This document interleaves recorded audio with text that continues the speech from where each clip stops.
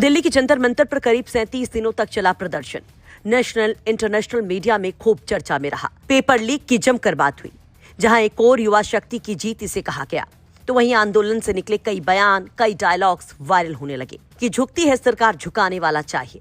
तो वहीं कई भद्दे वीडियो भी सामने आए। प्रदर्शन के दौरान कई ऐसे नारों और बयानों और स्लोगन्स ने भी लोगों का ध्यान खींचा, जिस पर विवाद खड़ा हुआ और वो भी खूब वायरल हुए। इन सब के बीच एक लड़की खूब विवादों में रही, जो मोदी और मेलानिया को लेकर कई विवादित बयान देती है। न केवल विवादित बोलती है, बल्कि गालियों की बौछार कर देती है, जिसके बाद नोएडा पुलिस FIR दर्ज करती है। तो CJP उसके बचाव में उतर आती है और सोशल मीडिया पर शुरू हो जाता है मोदी समर्थकों और CJP समर्थकों में संग्राम। उठते हैं सवाल कि क्या इस लड़की पर एक्शन सही है। इन सब के बीच आ जाता है PM मोदी का बड़ा बयान।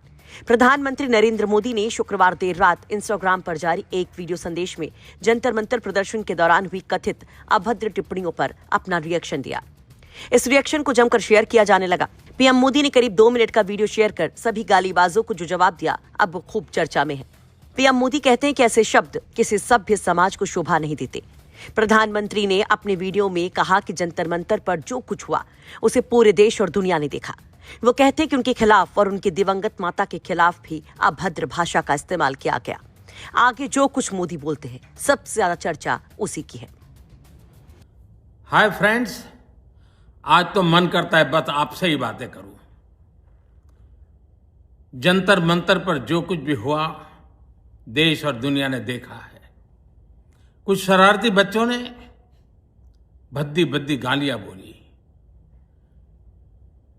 किसी भी सभ्य समाज को शोभा न दे ऐसे शब्दों का प्रयोग किया गया। मुझे तो गालियां दी गई, मेरी स्वर्गीय माता को भी गालियां दी गई। न जाने कितना भद्दा स्वरूप था। लेकिन मैं आज बात करना चाहता हूं कि बचपन में गलतियां होती हैं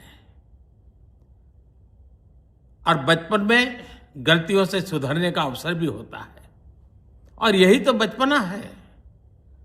और इसलिए मैं समाज के अंदर जो आक्रोश है उसको भली भांति समझ सकता हूं। एक कल्चरल शॉक है कि हमारी बेटियां इस प्रकार की भाषा कैसे बोल सकती हैं।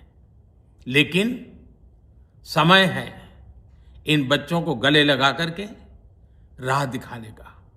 एक गुमराह बच्चे हैं, उनको राह दिखाना हमारा काम है।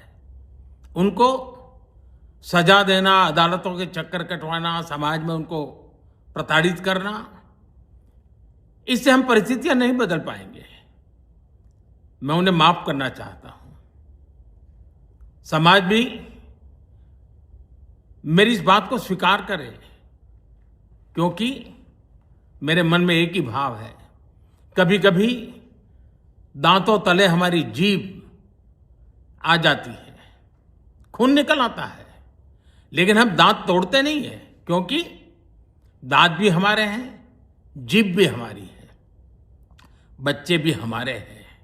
उन्हें राह दिखाना हमारा काम है। गुमराह को राह दिखाना कठिन होता है, लेकिन कठिन काम हमको करना है। और इसलिए आओ, मैं इन बच्चों को कहता हूं, बच्चों आओ, हम देश के लिए साथ मिलकर के आगे बढ़ें, कुछ नया सीखें, गलतियों से भी सीखें, अपने सपनों को लेकर के चल पड़े।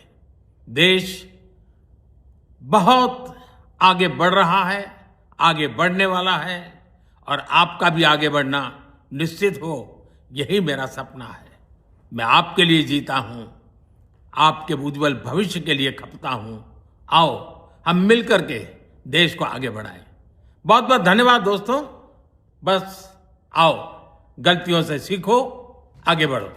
तो प्रधानमंत्री कहते हैं कि वो समाज के आक्रोश को समझते हैं, लेकिन ऐसे युवाओं को कोर्ट के चक्कर कटवाने या सामाजिक रूप से प्रताड़ित करने से परिस्थितियां नहीं बदलेंगी। मोदी इन युवाओं को गुमराह बच्चे बताते हुए कहते हैं कि उन्हें सही दिशा दिखाना समाज की जिम्मेदारी है। युवाओं से देश के विकास में साथ चलने और अपनी गलतियों से सीख कर आगे बढ़ने की अपील वो करते हैं। यानी कि एक तरीके से प्रधानमंत्री की ये माफी थी। अब सवाल ये है कि इस लड़की के खिलाफ दर्ज FIR भी क्या वापस ली जाएगी, क्योंकि इस लड़की के खिलाफ सुप्रीम कोर्ट की एडवोकेट स्मृति सिंह चंदेल ने नोएडा में FIR दर्ज करवाई है।